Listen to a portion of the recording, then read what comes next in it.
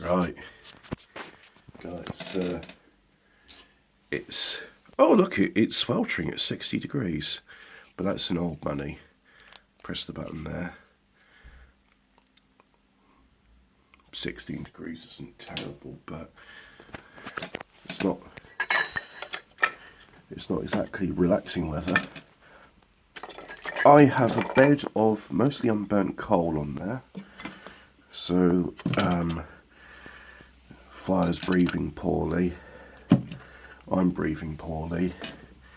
I gave it a little bit of a riddle and I just hope for the best. And I have to make this short because the phone's not been charged since last night. And I turned it off, but then when I turned it on, it's like, you have 54% left, and it's like, well, I'm delighted. Yeah, let's use that. I'm delighted that you use electricity when you're turned off. I mean, that's really nice, isn't it? See, back when you had a removable battery in a phone, if you remove the battery, how's it going to take electricity from something it's not physically connected to, eh? It's not, yeah. But we can't have removable batteries now, because you could remove the battery and then one spying device would not be able to have its microphones passively pick up all sounds in your room, whilst using the wireless to develop a three-dimensional map of your house, its rooms, and the people that move about in them.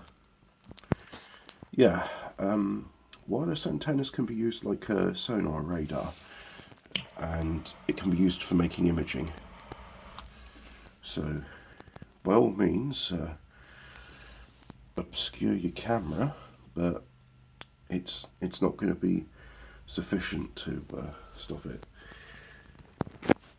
I always wondered, like in 1984, like in there they made it the law. You had to have a televisor in your room, and it's a television, but it's also one which scans you. And oh, if you just go to a corner, it won't see you. Well, George Orwell never predicted that people would have a device with radar and psychological profiles be built up from AI homunculuses built on one's personality and how they interact on social media. It's an interesting world we live in, and this technology could be used for good. The way I see it being used for good is you have a well, I say used for good. Ultimately, it will result in I think a nurturing of the human spirit. But you could have a AI dictatorship. And AI uses your psychological profile to try and better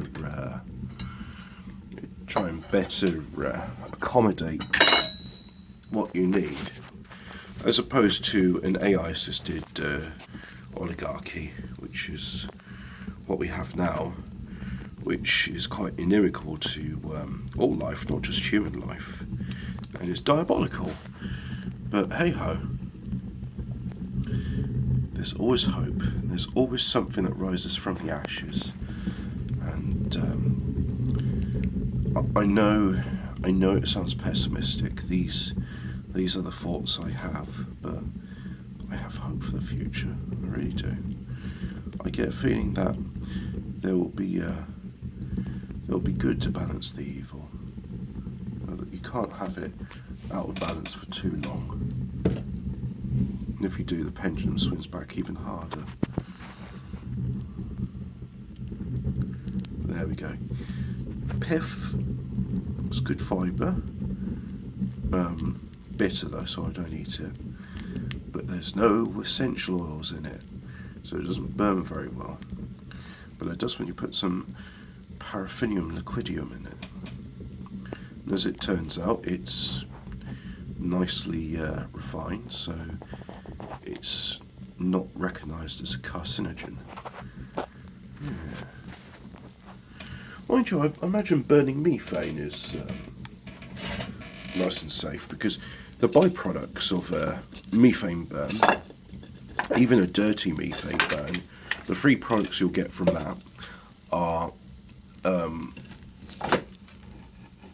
water vapour,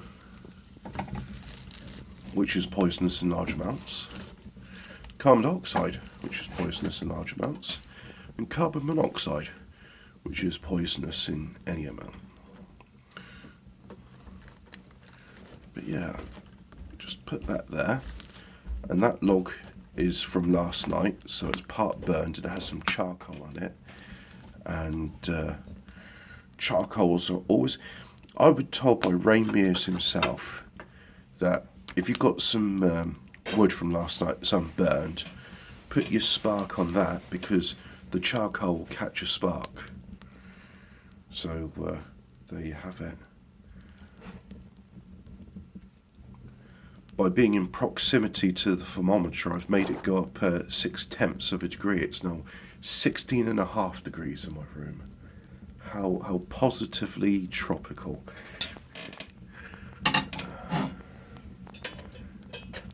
It'll be nice to have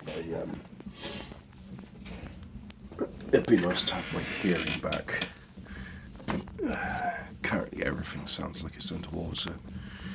Right, that's the low battery alarm. So yeah, a fire.